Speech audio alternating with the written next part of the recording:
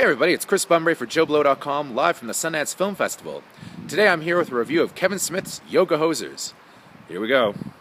In his lengthy introduction to Yoga Hosers, Kevin Smith proudly called it the stupidest fucking movie ever made. And he's right, Yoga Hosers really is one of the dumbest films ever made, but not in a fun way. While many critics took issue with Tusk, I was one of the few that appreciated it due to the fact that Smith was trying something a little different, and made a movie devoid of the laziness I thought prevailed some of his misfires. This is a kind of quasi-sequel centered around two convenience store clerks played by Lily Rhodes Depp and Harley Quinn Smith, who stumble upon a Nazi plot to kill all critics. Yoga Hosers is a disastrous step back for Smith, with it playing out like little more than the Smith and Depp family home movies. Lily Rose and Harley Quinn are likable enough, but the only reason this movie exists is so Depp and Smith can pay cinematic tribute to their beloved daughters.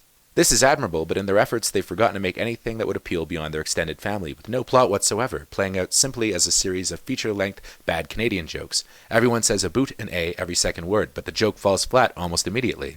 There's absolutely nothing to it. Within the first 10 minutes, Lily and Harley have gotten two musical numbers, with the second a montage tribute to their adorableness. Funny thing is, the numbers are probably the best part of the movie, as at least there's some energy.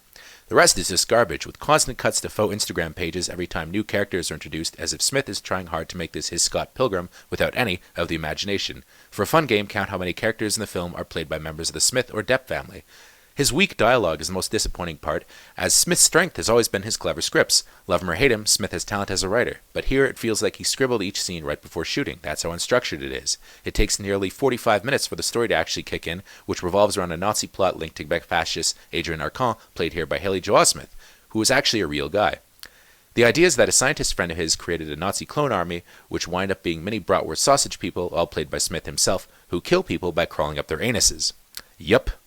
Whatever you think about Tusk, at least it had a story. Yoga Hosers is so unstructured that it's maddening. The Canadian jokes are all lame, with Johnny Depp even worse here than he was in Tusk, with his faux Quebec accent and beret. And I've lived in Quebec my whole life, and I've never seen anyone wear a beret.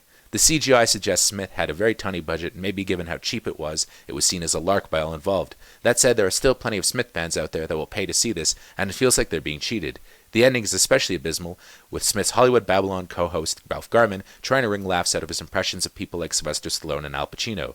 Smith's dig at critics with their Nazi sausages, I can't believe I just said that, being bent on killing all of them, feels like a big wink at his detractors. It would be more clever if it was part of a better movie.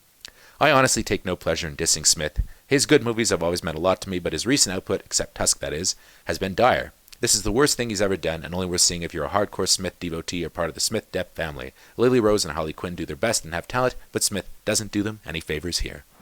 Yoga Hosers gets a 2 on 10 from me. Until next time, it's Chris Bumbury for JoBlo.com.